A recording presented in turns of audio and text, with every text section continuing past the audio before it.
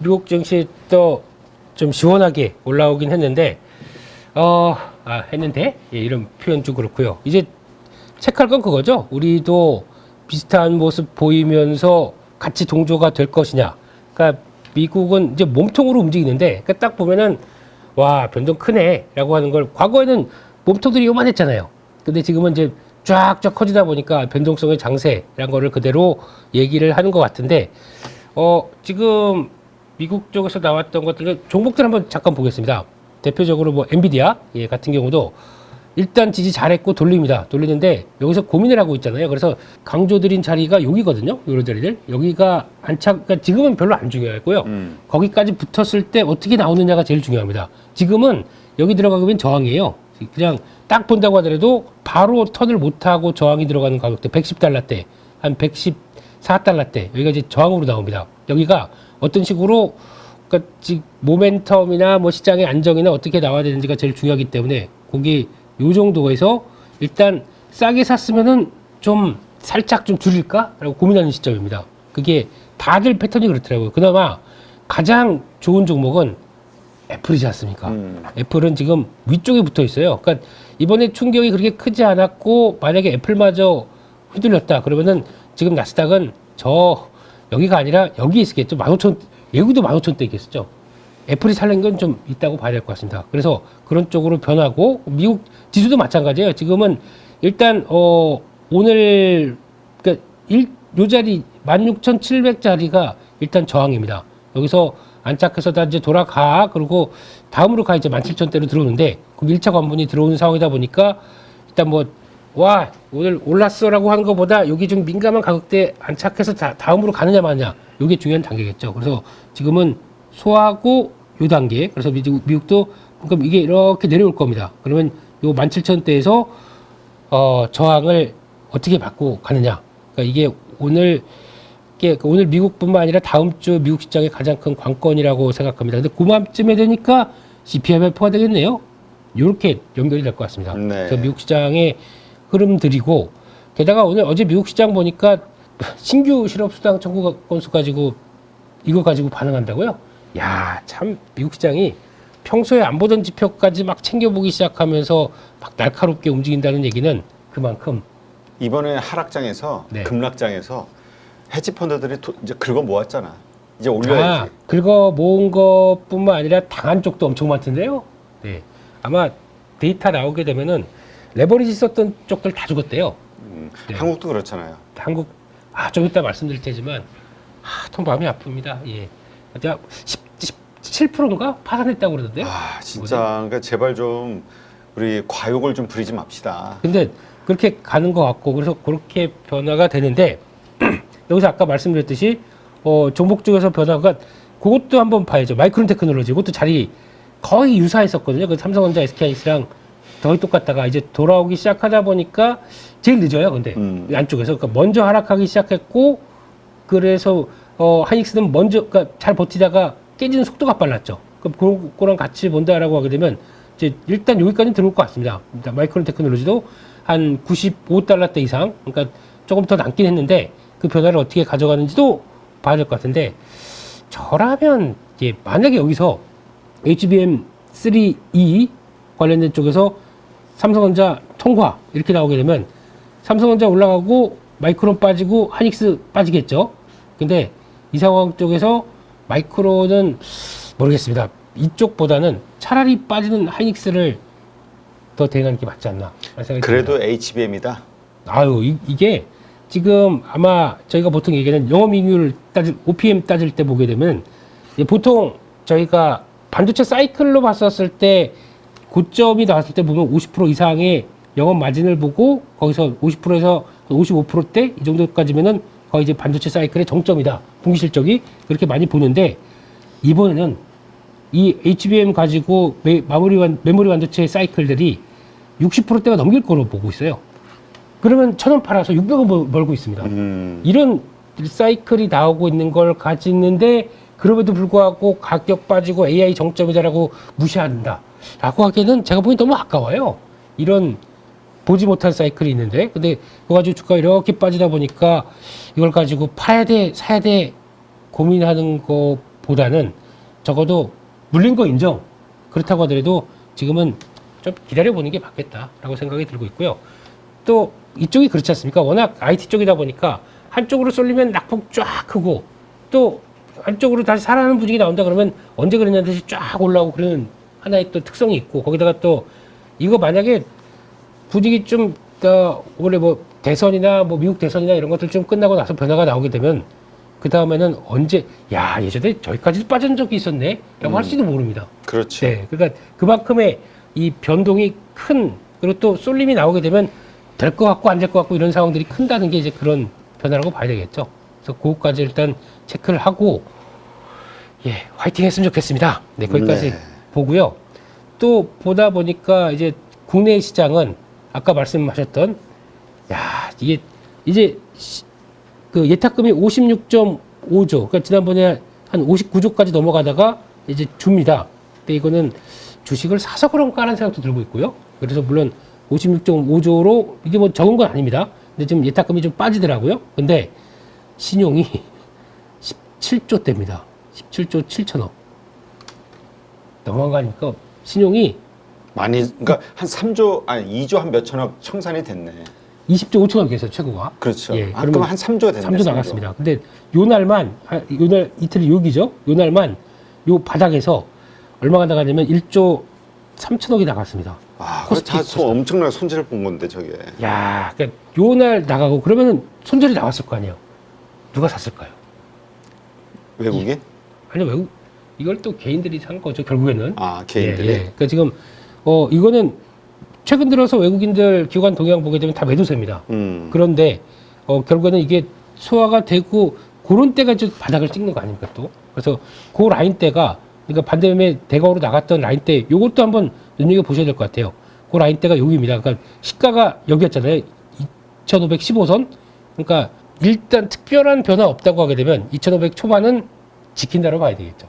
그래서 그런 대거 반대매매가 청산돼서 여기까지 나왔던 결과까지 본다. 그러면 일단 그 라인들 정말 아프고 통한의 지수대 2,500 초반대가 일단 이것까지 또 만약에 어떤 변화가 왔다 뭐 이렇게 쭉 시도했다가 또 이거 깨진다라고 하게 되면 이거는 또 그때 버티고 버텼던 신용 물량 또 나온다는 얘기겠죠. 네, 그런 것도 한번 그 관심을 가지시면서 보셔야 될 것 같고, 근데 이건 지켰으니까 이제 지금부터의 관건은 위로 어떻게 돌아가겠느냐, 요게 관건인데 일단 여기 딱 보게 되면은 여기 계획이 나왔던 시가 부근 그리고 또 이렇게 나왔던 이제 이 저항대 부분 같이 연결되는 가격대면은 2,600대 초반입니다.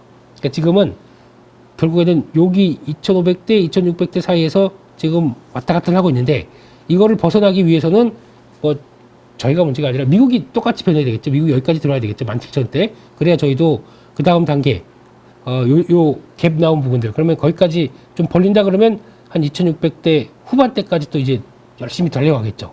그런 과정으로 이해를 해야 되지 않을까 생각됩니다. 그래서 키는 뭐 미국이겠고 또 장중에는 뭐 또 엔화 봐야 되고 엔화도 보니까 저희 장중에는 딱 9시 시작하잖아요. 그때부터 움직여요. 막 좀 잠깐 하다가. 그러니까 이게 물론 일본 시장이 개장되다 보니까 그런 것도 있는데 보고 있으면 짜증 나더라고요. 그래서 그 엔화 움직임 지금 벌써 147까지 들어와 있습니다. 147 들어와 있는데 오늘도 왔다 갔다 하는 거에 따라서 시장 분위기는 영향을 받을 수 있겠다. 하지만 예 살려주세요. 이런 느낌으로 봐야 될 것 같고 그리고 오늘 같은 경우 또 그거 조심하셔야 될 것 같습니다. 이제 그러면 미국 시장에서 AI 반도체 이쪽 들어간다 그러면 오늘 반도체로 수급이 쏠리겠죠. 네, 이 반도체로 수급이 쏠리면은 그동안에 반도체가 축 처져 있다가 움직였던 뭐 바이오, 뭐 건설, 뭐 나머지 이런 시장보다 강한 섹터들. 이제까지 좋았던. 그렇죠. 이게 못 갈 수가 있습니다.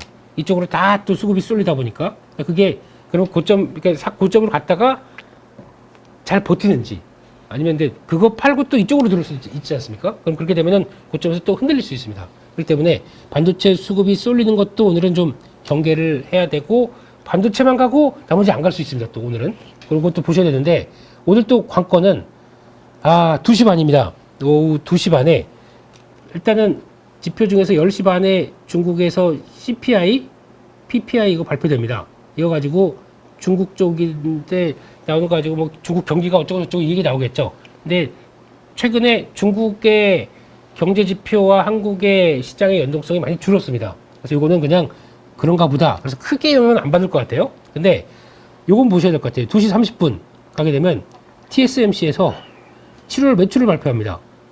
이게 무슨 얘기냐면 뭐 TSMC 좋은 거 다 알아요. 근데 혹시나 지금 2분기 들어가서 그러니까 그 하반기 들어오면서 나왔던 변화의 첫 변화다 보니까 여기서 약간 꺾이는 신호가 나오나 약간 좀 이상한 신호가 나온다 그러면 시장이 좀 AI 고민을 하겠죠.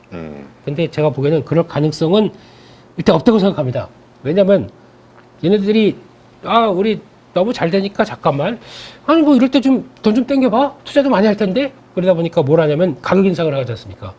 가격 인상을 노린다는 얘기는 워낙 대기 수요도 많다 보니까 자신감이 있는 거지. 그래도 삼성전자로 가진 않겠다. 네.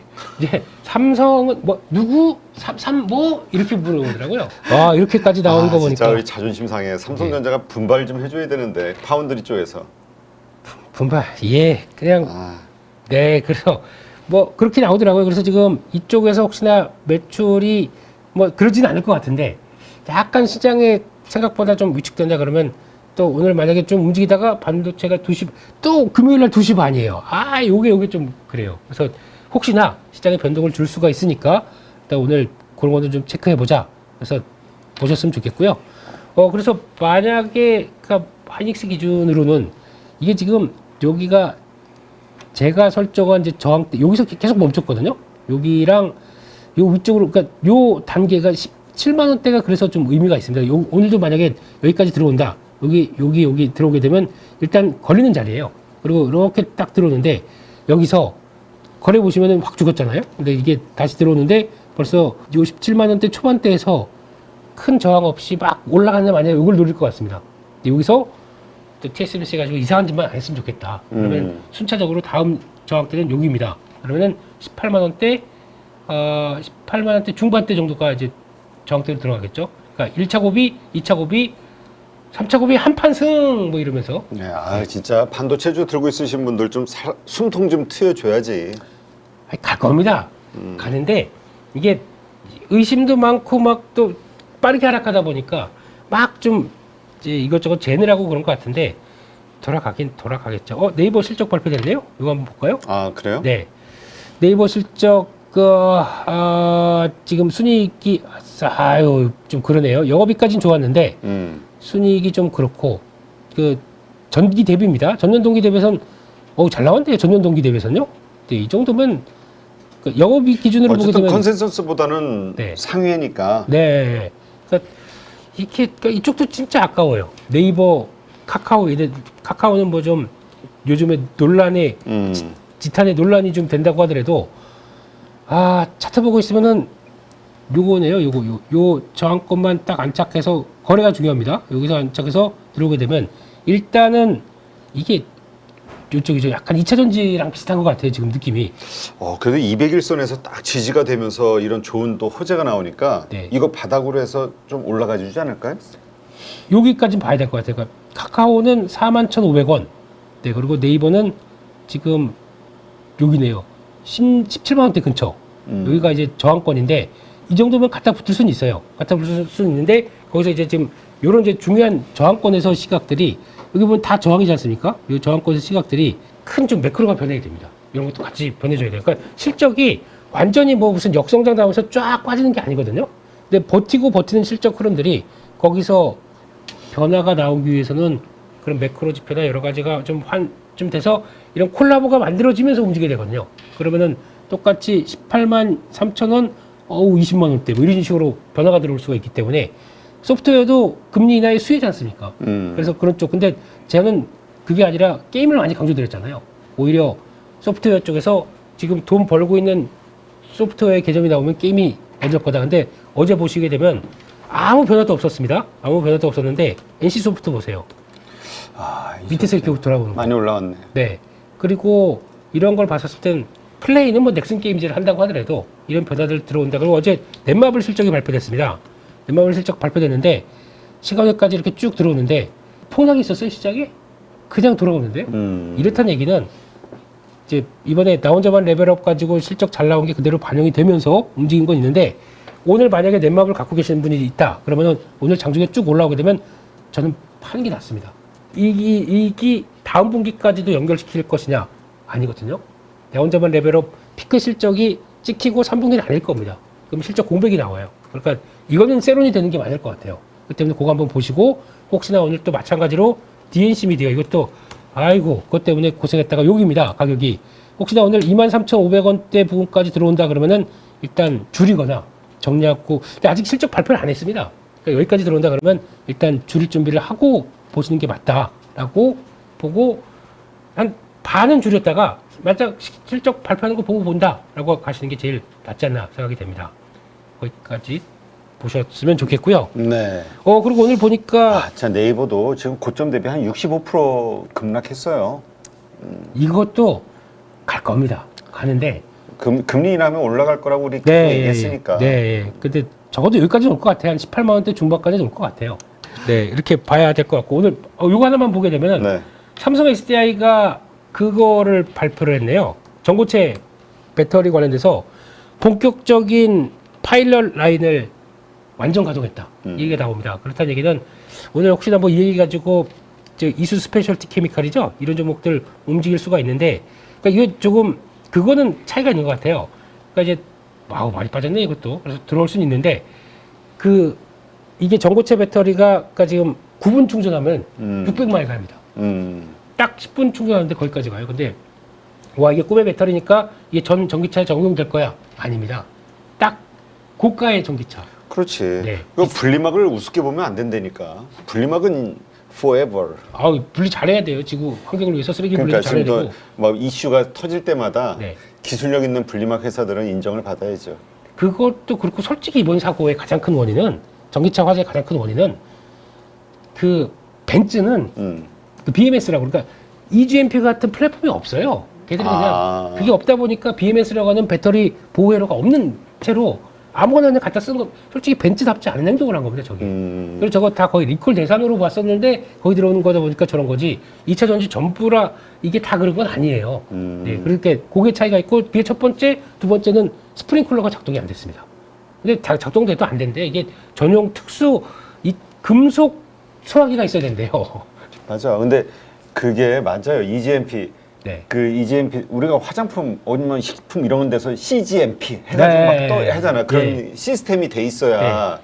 안심이 될 수 있는 퀄리티가 나오는 건데. 네. 그러니까 벤츠는 아직도 그게 안 갖고 있습니다. 거기다 대충 내연기관 쪽에서 해가지고 만들다 보니까 솔직히 벤츠 전기차 타지 마세요. 아시는 그치. 분들은 예. 전기차는 이제 새롭게. 네. 차라리 중국산 전기차가 낫다고 얘기합니다. 오히려 그 세팅이 딱 돼서 그 찍어내는 구조가 다르거든요. 그렇지. 그래요. 하여튼 이러한 것들 때문에 사실 전기차도 네. 2차 전지 쪽도 많이 급락이 돼 있는데 네. 하여튼 이런 것들이 좀 자꾸 밝혀지고 하면서 한국의 어떤 2차 전지주들의 어떤 경쟁력 이런 것이 좀 더 부각이 되면서 좋아질 수 있는 시간이 걸리지만 부각은 될 거예요. 오히려 프리미엄급이란 거에 대해서도 부각이 되겠지만 지금은 뭐 항상 시간이 많이 걸리더라고요. 그런 거에 대비해서는. 네. 알겠습니다. 네.